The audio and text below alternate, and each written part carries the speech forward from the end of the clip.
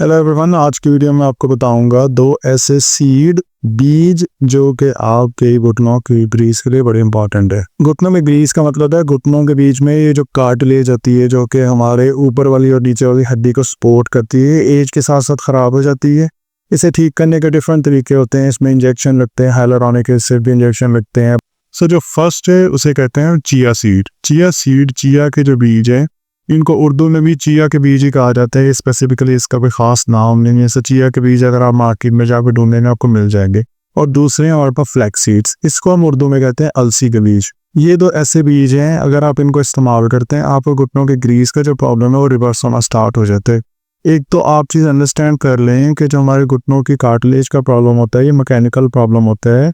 इसको ठीक करना खाने या दवाई से बहुत ज़्यादा मुश्किल होता है, लेकिन ये अगर आप स्पेसिफिकली वो खाने खाते हैं जिससे आपको घुटनों की ग्रीस बनने का अमल ज़्यादा तेज़ हो सकता है और ख़राब होने का अमल स्लो हो सकता है, तो उनमें से जो टॉप के ऊपर हैं वो ये दो बीज हैं, एक फ्लैक्स सीड और एक चिया सीड।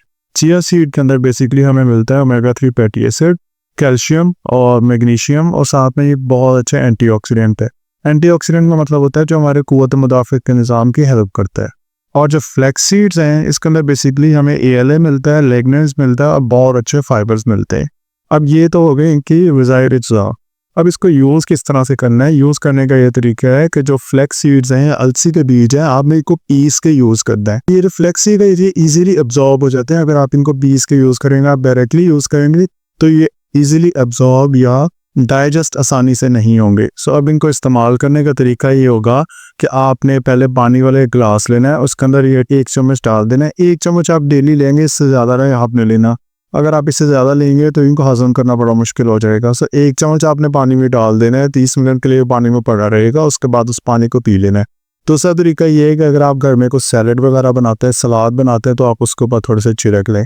इसके अलावा आप घर में कोई स्मूदी बनाते हैं, कोई शेक बनाते हैं, दही है उसके ऊपर डाल के आप इसको ले सकते हैं। सो जिस तरह से आपको पसंद है। ऐसे लोग जिनको पीते की पथरी हो, गुर्दे के अंदर पथरी हो, उन्होंने एहतियात करनी है, उन्होंने बहुत ज़्यादा चिया सीड नहीं लेने या फ्लैक्स सीड्स नहीं लेने, उनके लिए ज़्यादा सही नहीं है। इसके अलावा अगर आपको हड्डियाँ कमज़ोर हैं, पट्टे कमज़ोर हैं, तो आपको फ्लैक्स सीड और चिया सीड लेने चाहिए।